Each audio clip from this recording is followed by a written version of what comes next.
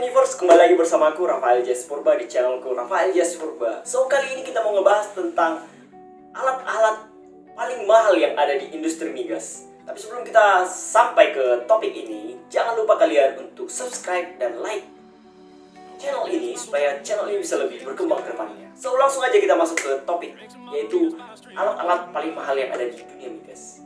Nah, kita sama-sama tahu untuk memproduksi minyak dari dasar bumi ke permukaan itu sangatlah sulit dan dibutuhkan ilmu-ilmu dan juga metode dan teknik yang spesifik sehingga kita bisa memproduksikan minyak dan gas bumi dari dasar bumi menuju permukaan secara efektif, efisien, ekonomis, dan tentu saja aman.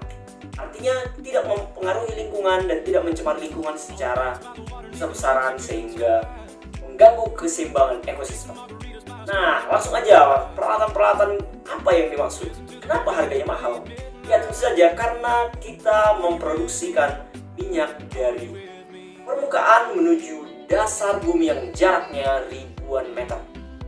Jadi ratusan meter sih kalau misalnya sumurnya dangkal. Tapi kalau misalnya cadangan atau minyaknya itu berada di dasar bumi yang cukup dalam, maka jaraknya bisa mencapai ribuan meter. Nah, untuk itu dibutuhkan teknologi yang mumpuni dan teknologi yang canggih sehingga ini bisa kita produksi secara ekonomis. Ekonomis artinya apa? Kita bisa menghasilkan keuntungan dengan pembiayaan yang semurah-murahnya dengan pendapatan yang setinggi-tingginya. Nah, peralatan-peralatan apa aja sih itu? Nah, yang di bagian pertama yang mungkin aku bisa sampaikan adalah mata bor. Kalian pada tahu nggak kalau misalnya di dunia perminyakan itu cara untuk menggali lubang itu menggunakan mata bor, pahat nama lainnya. Nah, pahat ini merupakan salah satu bagian yang harganya cukup fantastis karena di dalam pahat ini disematkan atau dimasukkan atau diinsert beberapa material-material sehingga dia bisa menggali tanah, menggali permukaan bumi sehingga kita bisa menuju ke daerah-daerah yang kita sasar, yaitu tentunya sumber minyak dan gas bumi. Nah, kenapa mahal? Ya tentu saja kita harus menyesuaikan. Kita harus menyesuaikan pahat atau mata bor ini dengan kondisi batuan, dengan kondisi tanah, dengan kondisi bagian di permukaan bumi. Kenapa harus disesuaikan? Ya gimana caranya jelasinnya? Jadi singkatnya seperti ini. Bumi kita ini terdiri dari lapisan-lapisan tanah. Kalau misalnya aku bisa sampaikan itu kayak kue lapis. Nah, jadi masing-masing lapisan ini memiliki karakteristik yang berbeda-beda. Ada yang keras, ada yang lembut, ada yang lembek, ada yang cair, ada yang padat, ada yang bentuknya lumpur, ada bentuknya batuan yang sangat keras, yang mungkin pahat aja bisa patah gitu. Nah, jadi masing-masing layer ini harus ditembus. Dan untuk menembus masing-masing layer ini dibutuhkan tentu saja pahat yang berbeda. Dan masing-masing pahat ini juga punya karakteristik yang masing-masing sehingga dia bisa lebih efektif, efisien dalam melakukan pemboran. Nah, untuk itu variasi-variasi ini harus disediain dong di dalam proses pemboran. Dan tentu saja sebelum melakukan pemboran kita juga harus mengetahui lapisan itu karakter seperti apa sih yang harus kita tembus. Sehingga itu membutuhkan studi lebih lanjut, studi sebelumnya yang akan disampaikan ke tim pemboran sehingga dia bisa lebih mengantisipasi atau mengetahui kira-kira jenis pahat apa sih yang digunakan. Nah, berhubung dengan kita membahas tentang harga, pahat ini bisa harganya mahal karena dia disematkan material-material terkeras di bumi. Kalian udah tahu kan material apa yang paling keras di bumi? Benar, material terkeras di bumi adalah diamond atau permata. Bayangin aja, di pahat itu disematkan diamond untuk bisa menggerus atau menggali dari lubang sumur itu dengan biasanya yang diamond ini digunakan untuk batuan-batuan yang keras sehingga dia bisa dipecah. Kalau misalkan lapisannya itu lembut, dia nggak pakai diamond karena ya bakalan nggak sesuai gitu. Karena kita menggunakan diamond ini untuk menghancurkan lapisan-lapisan batuan, lapisan-lapisan bumi yang cukup keras sehingga bayangin aja harga diamond yang mahal dipakai ke industri pemboran. Tentu saja mata bornya juga bakalan mahal dan harganya fantastis. Nah, peralatan selanjutnya yang harganya cukup fantastis dan mahal adalah tentu saja adalah rig. Nah, rig ini sendiri merupakan suatu peralatan yang digunakan untuk membuat lubang sumur.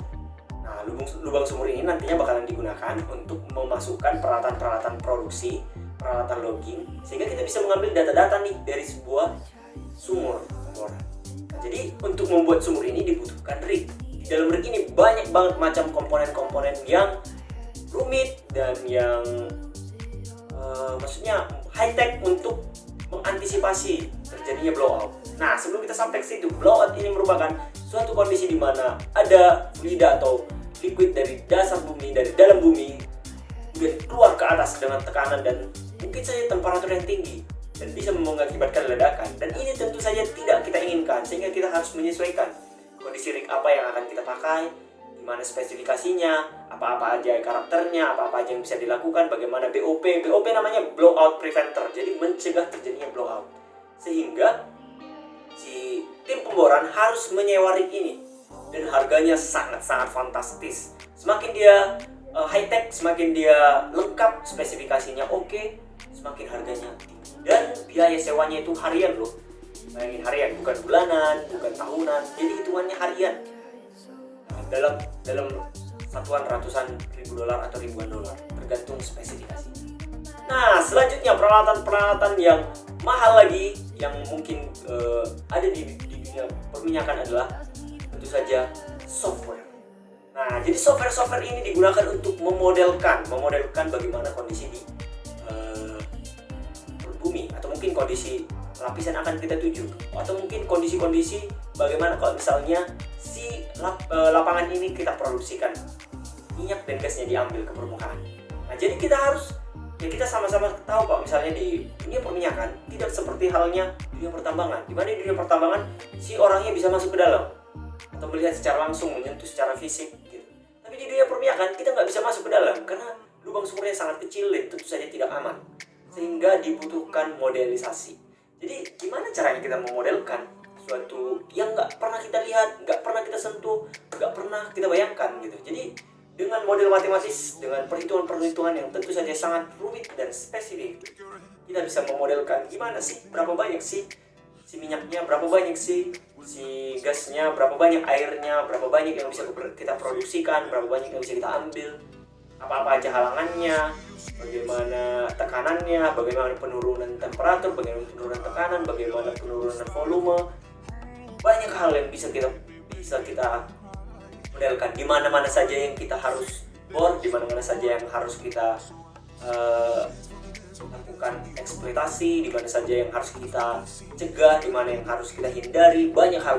Dan ini tentunya sangat berhubungan dengan keekonomisan dan juga tentunya biaya ya harusnya. Jadi gimana caranya kita menghindari sesuatu yang menyebabkan kerugian. Misalkan kita ngebor di situ ternyata kita nggak nemu minyak karena memang yang kita tembus itu bukan lapisan yang mengandung minyak gitu. Jadi untuk meminimalisir ini dibutuhkan software untuk memodelisasi lapangan kita dengan lebih mendekati kondisi realnya. Dan itu tentu saja sewanya cukup gede, besar, karena memang software ini canggih dan kita bisa melihat modelnya, kita bisa mungkin sekarang udah ada itu yang sistemnya kayak sentuh-sentuh gitu ya. Jadi dan tentu saja untuk model ini dibutuhkan juga untuk engineer khusus karena nggak semuanya bisa tahu menggunakannya. Jadi kompleks dan tentu saja harganya sangat fantastis. Nah, jadi itu dia tadi yang untuk beberapa ranking yang harganya cukup fantastis, dan ada juga yang harga-harganya sangat mahal juga, yaitu biaya-biaya kayak service, kemudian biaya kayak surface facility, gimana kita bisa menghandle minyak, karena tentu saja kalau minyak temperaturnya turun dia cukup sensitif, bisa membeku sehingga dia mematikan seluruh sumur. Itu sangat-sangat kita hindari. Jadi banyak hal kondisi spesifik yang harus kita cegah, harus kita engineering, pemanasan pipa, kemudian service dari surface facility, terus banyak banget yang sangat kompleks. Jadi jika kalian tertarik, silahkan masuk mempelajari bidang-bidang perminyakan selanjutnya yang lebih kompleks, karena yang aku bisa sampaikan ini masih kulit-kulitnya saja. Ada banyak hal yang bisa dipelajari di sana. So mungkin itu aja untuk hari ini. Stay bold dan sampai jumpa.